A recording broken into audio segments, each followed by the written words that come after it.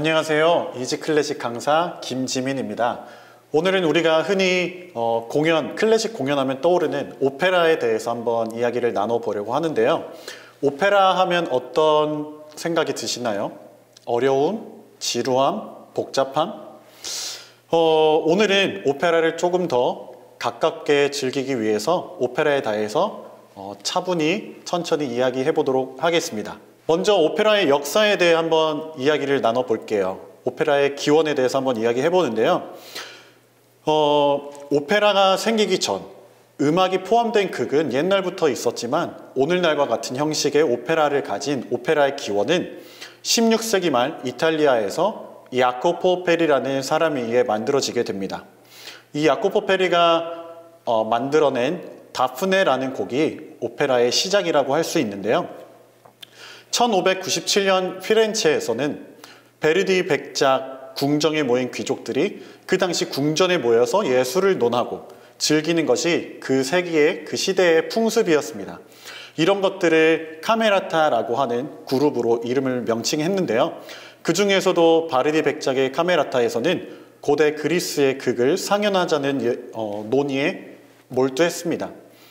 그래서 만들어진 것이 그리스 신화를 소재로 하여 4개의 악기만으로 이루어진 음악극 다프네입니다. 현재는 이 다프네를 오페라의 기원으로 보고 있는데요. 그러나 우리가 생각하는 최초의 완전한 오페라라고 하는 것은 초기 바로크 시대인 1600년 17세기 프랑스의 앙리 4세와 마리아 데 메디치의 결혼식 때 상연된 까치니라는 작곡가의 에우리디체라는 작품입니다. 하지만 다프네는 1600년도에 공연이 되었고 에우리디체는 1602년도에 공연이 되었습니다. 이 작품들은 대성공을 거두었고 그 뒤에 이런 종류의 작품들이 계속 만들어졌는데요. 그리고 이것은 피렌체에서 이탈리아 전역으로 보급되어져 나갔습니다. 그러나 그 당시에는 오페라라고 하지 않고 드라마 무지카라고 불러졌는데요. 이런 보급 운동은 카메라타라는 그룹에 의해서 확산되기 시작되었고 카메라타는 피렌체의 음악가, 문필가, 화가들의 그룹으로 만들어졌습니다. 이 카메라타의 구성원들은 천문학자 갈릴레이의 아버지인 빈첸초 갈릴레이 그리고 줄리오 까치니 이런 귀족 계급들 인문학자들이었는데요. 그들의 목적은 그리스의 음악적이고 연극적인 예술을 합해서 부활시키는 것이었고 음악은 가사의 힘을 증대시켜야 한다는 개념으로 처음엔 시와 밀접한 관련을 가졌으나 나중에는 연극적인 요소를 합해서 연극의 대본을 음악과 합치는 작곡을 하게 된 것입니다. 그 후 오페라의 아버지라고 불리는 몬테베르디에 이르러 오페라는 비로소 현대와 같은 이 모습을 갖추기 시작했습니다. 몬테베르디의 특성은 1607년에 작곡된 오르페오라는 작품과 1608년 작곡된 그대는 죽었다, 투사에 모르타라는 작품에 아주 잘 나타나 있는데요. 이 시대의 악보는 지금과는 조금 다르게 생략이 많이 되어 있는 방식으로 화성만을 베이스 음의 위에 또는 아래에 두고 상세하게 다듬는 일은 연주자에게 항상 맡겼다고 합니다. 이러한 속 기법은 그 당시에 인쇄술이 발달하지 못했고 복잡하고 값이 비쌌기 때문에 그 상황에서는 많은 곡의 작곡을 할 수 있는 유일한 방법이었고 한 사람의 작곡가가 수백 곡의 칸타타와 오페라를 써낼 수 있는 그런 여건이 되었다고 합니다. 이와 유사한 관습은 오늘날의 재즈와 실용음악에서도 많이 통용되고 있습니다. 또 하나의 특징은 카스트라토라고 불린 인공적 남성 소프라노 또는 알토인데요. 지금 잠깐 아주 유명한 영화 파리넬리의 한 장면 라샤 키오피안가의 영상을 잠깐 보고 가시죠.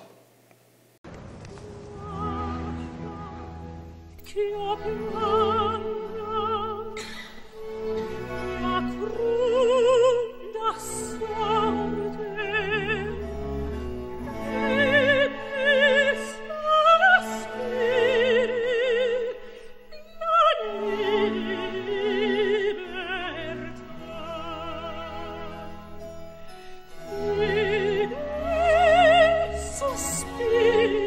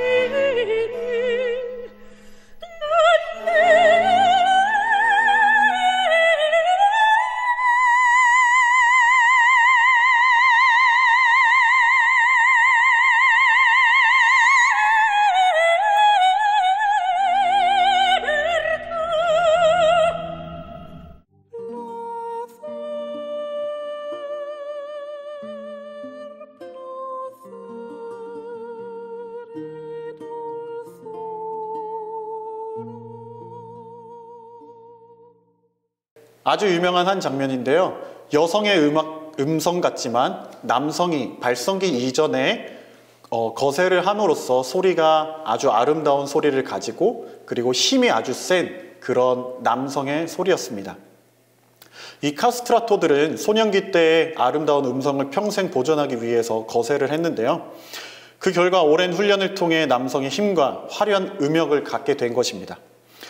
계몽사상의 프랑스 학자들은 여자 목소리로 세상의 운명을 결정하는 알렉산더 시저를 가졌다라고 이탈리아인들을 비아냥거리고 놀려댔지만 이 카스트라토는 점차 유럽 전역으로 확산되어져 나갔고 이 풍습은 프랑스 혁명 시대에 이르러 쇠퇴하며 점차 폐지되고 법적으로 금지되었다고 합니다.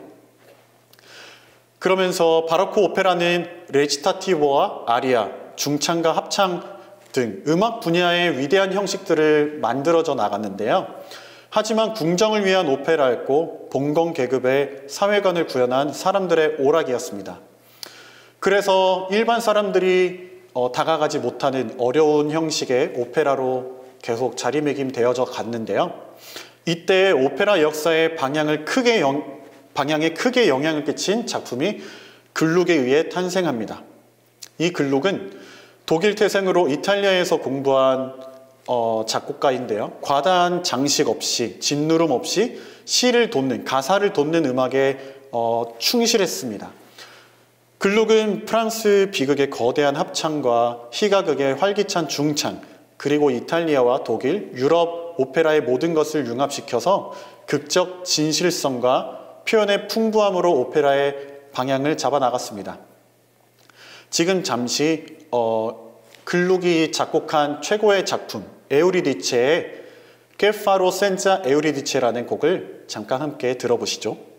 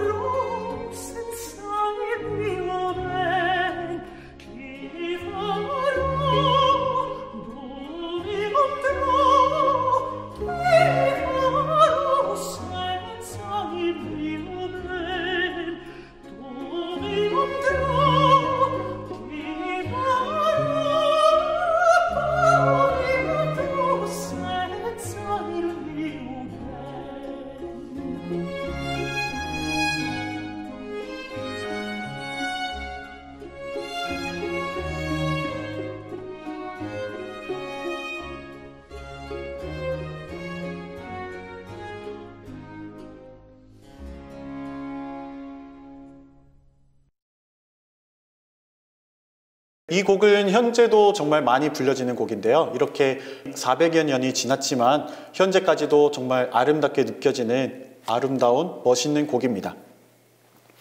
이렇게 이탈리아 바로크의 오페라를 중심으로 여러 나라로 퍼지기 시작했는데 프랑스에서는 1647년 파리에서 처음으로 오페라를 상연하였고 장 필립 라모에 의해서 발전되어져 갔습니다. 영국에서는 오페라의 상영이 매우 늦게 시작되었지만 극음악 방면의 최초의 작곡가는 헨리 퍼셀의 작품 다이드와 이니아스 등이 있습니다. 독일은 영국이나 프랑스보다는 빨랐지만 일반적으로 이탈리아 오페라에 의존을 하고 있었고 우리가 잘 아는 핸델이라는 작곡가에 의해서 많은 발전을 가져왔습니다. 또한 오페라는 글룩의 오페라 개혁에 힘입어 점차 이탈리아에서 발전을 해왔고 모차르트에 의해서는 우수한 많은 오페라들이 작곡이 되어졌습니다. 그리고 18세기 독일의 국민적 오페라는 독일의 민중적인 성격을 많이 띠고 있었으며 19세기에 들어와서는 이탈리아의 로시니, 벨리니, 도니제티라는 작곡가들에 의해서 우리가 익숙한 점차 화려하고 멋있는 즐거운 예쁜 오페라로 발전합니다. 그리고 독일에서 바그너에 의해서 작곡된 거대한 곡들이 만들어지기 시작하며 이탈리아의 베르디 시대에 와서는 오페라의 전성기를 맞이합니다. 오페라는 점차 국민아파의 오페라로 차이코프스키, 스메타나, 무소로우스키, 드뷔시, 림스키-코르사코프, 보르딘 이런 동유럽권의 작곡가들에서 많은 발전을 또 해오고요. 현대에 이르러서는 미국 등지로 확산돼가며 오페라는 이제 전 세계적인 모든 예술의 융합으로 예술로 자리매김해 많은 애호가들의 사랑을 받고 있습니다. 오페라의 종류에 대해서 잠시 한번 이야기를 나눠볼게요. 크게 오페라는 5가지로 나눌 수 있을 것 같습니다. 오페라 세리아, 오페라 부파, 그랜드 오페라, 오페라 코미크, 오페레타 이렇게 나눠볼 수 있는데요. 오페라 세리아는 우리말로 비극이라고 합니다. 18세기 이탈리아 오페라로서 레치타티보와 아리아를 중요하게 여기며 중창과 합창은 아주 조금만 나오게 되는데요. 이 세리아 오페라의 소재로는 신화나 영웅적인 테마를 주로 사용하며 비극적으로 주인공이 거의 대부분 죽습니다. 두 번째는 그랜드 오페라에 대해서 한번 얘기를 해보는데요. 그랜드 오페라는 17세기 초 이탈리아 오페라 세리아에 대해 프랑스에서 나타난 대가극입니다. 이것은 19세기 프랑스의 특징이 있는 양식으로 서사적이고 역사적인 성질을 가진 비극을 테마로 합니다. 이것은 낭만파 문학의 영향을 받아 역사적인 사실에서 줄거리를 얻어 장대한 장면과 강렬한 극적 효과를 특색으로 합니다. 오페라 세리아에서는 합창과 중창을 조금밖에 만들지 않은 반면에 그랜드 오페라에서는 합창과 중창을 중요하게 다루고 그 당시 프랑스 사람들이 아주 좋아했던 발레를 넣어서 프랑스 사람들의 기호에 맞춘 그런 형식입니다. 그 다음 오페라 부파, 희극인데요. 18세기 초 이탈리아에서 생긴 희가극으로서 차차 유럽 전역으로 퍼져나가는데 19세기 중엽까지 아주 성행하였습니다. 소재는 서민 생활에 우리 주변에서 흔히 들을 수 있는 이야기를 주제로 하였는데요. 모차르트의 여자는 다 그래와 로시니의 세빌리아의 이발사, 그리고 아주 유명한 작품인 도니제티의 사랑의 묘약 등이 오페라 부파입니다. 그 다음 오페라 코미크라는 형식인데요. 희가극의 일종으로서 음악과 음악 사이에 대사가 있는, 독백이 있는 것이 특징입니다. 오페라 코믹이라고 하지만 줄거리에 꼭 희극적인 요소만이 있는 것은 아닙니다. 이는 18세기 후반에 프랑스에서 생긴 것으로 처음에는 희극으로 만들어졌지만 후에는 희극, 비극 상관없이 대사가 있는 오페라로 변형되었습니다. 지금 한국에서 많이 오페라가 올려지는 작품들 가운데에는 까르멘이나 마농 등이 이 오페라 코미크라고 불리게 됩니다. 마지막으로 뮤지컬의 전신이라고 불릴 수 있는 오페레타라는 형식인데요. 오페레타를 경가극이라고도 하며 오페라의 개념에 포함되지는 않지만 19세기 중엽 주로 프랑스에서 오펜바흐에 의해서 처음으로 만들어졌습니다. 극적인 진행에 있어서는 뮤지컬처럼 대사를 동반하는데요. 여기에 노래와 무용이 들어가기도 하고 음악적인 내용은 다소 다른 오페라들에 비해서 조금 적은 편이지만 오케스트라도 아주 조금 편성됩니다. 하지만 뮤지컬처럼 아주 화려하고 대사와 연기, 무용 등이 가미되어서 지금 우리가 접하는 뮤지컬에 아주 가까운 전신으로 우리가 생각하고 있는데요. 이런 작품의 예로는 박쥐라는 작품과 메리 위도우라는 작품이 있습니다. 많은 분들이 오페라라고 하면은 뮤지컬과 무슨 차이가 있지라는 생각을 하실 텐데요. 지금은 오페라와 뮤지컬의 특징과 차이점을 잠깐 이야기해 보도록 하겠습니다. 오페라는 흔히 우리가 클래식 음악의 최고 결정체라고 말을 하는데요. 오랜 역사와 그 성격을 분명하게 하고 있습니다. 뮤지컬은 클래식 익숙하지 않지만 대중적이고 그 역사가 조금 짧은 듯한데요. 오페라의 대부분 연극적인 요소를 띠고 있어서 문학 작품이나 역사적 사건 그리고 인물들을 문학적으로 다룬 것이 대부분입니다. 하지만 뮤지컬의 대부분은 보다 서민적이고 일상적인 내용을 다루고 있는데요. 음악적인 구성에 있어서도 차이가 있습니다. 오페라는 정통 클래식 창법의 기본을 두고 오케스트레이션도 오랫동안 클래식한 것에 근본을 두고 있습니다. 뮤지컬은 그 창법도 아주 대중적으로 가요에 가까운 대중적인 방법이 있고 반주도 음원을 사용하기도 하고 그 자리에서 현장 음악이 있기도 하지만 오케스트라에 비해서 조금 그 방식이 그 구성이 조금 적기도 합니다. 오페라는 특별한 경우를 제외하고는 대부분의 가수들이 노래를 대사를 대신해서 노래로 다 진행이 되는데요. 뮤지컬은 오페라보다 훨씬 많은 대사에 연기적인 측면이 더 많이 허용이 됩니다. 그리고 오페라는 되게 큰 규모의 오페라 극장, 오페라 전용 극장에서 공연을 하게 되는데요. 뮤지컬은 일반 극장이나 좀 더 작은 규모의 극장에서도 공연이 가능하고 야외에서도 공연이 가능하여집니다.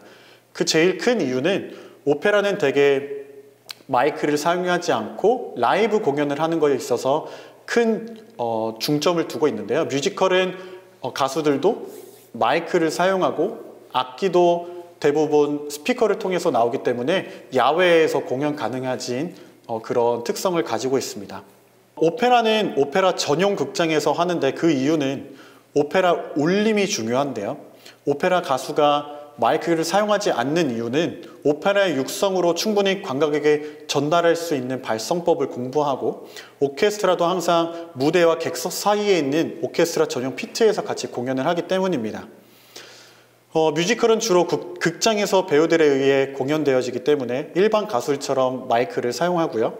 춤도 추고 노래도 불러야 하기 때문에 반주도 일반 가요 반주를 사용해서 때로는 녹음된 반주를 많이 사용하기도 합니다.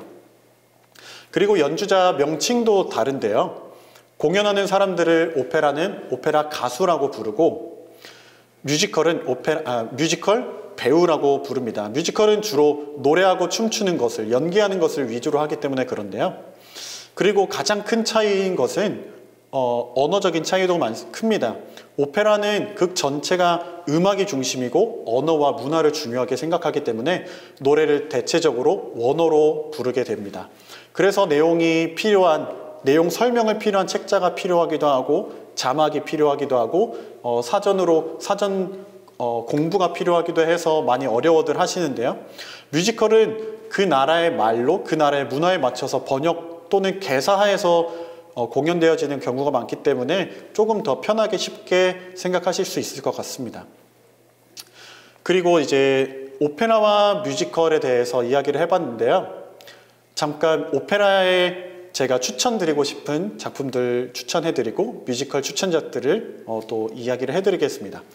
오페라는 저는 아까 제가 오페라의 형식들을 소개해드렸는데 그 형식에 하나씩 중요한 작품들을 꼽아봤습니다.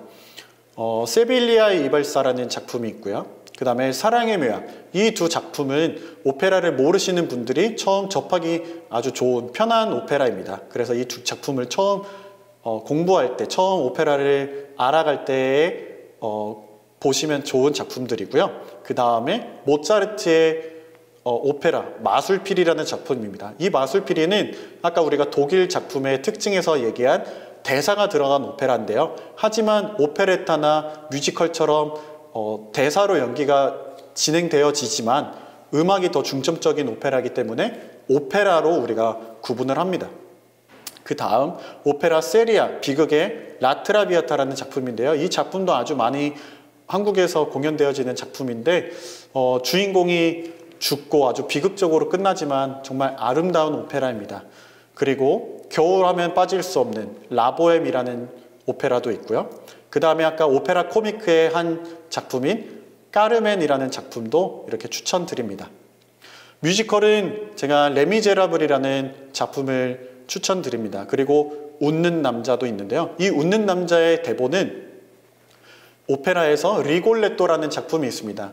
이 두 작품의 대본가가 같은 사람입니다. 그래서 한번 비교해 보시고 오페라 리골레토도 봐보시고 뮤지컬 웃는 남자, 노틀담의 파리 이런 작품들을 보고 비교를 해보시면은 오페라와 뮤지컬의 큰 차이가 무엇인지도 한번 알 수 있을 것 같습니다. 오늘은 오페라에 대해서 잠깐 이야기를 나눠봤는데요. 오페라 하면은 정말 많은 것들을 알아야 할 것 같고 어렵고 다가가기 쉽지 않다고 생각하시지만 처음이 어렵고 중간중간 이렇게 공부를 조금만 해보시면은 충분히 쉽게 그리고 좀 더 가깝게 다가갈 수 있는 그런 작품일 겁니다. 그래서 제가 아까 추천드린 작품들을 통해서 조금이나마 제 설명을 통해서 조금이나마 오페라에 가깝게 다가가신다면 조금 더 삶의 아름다움을 느끼실 수 있을 것 같습니다. 지금까지 이지클래식 강사 김지민이었습니다.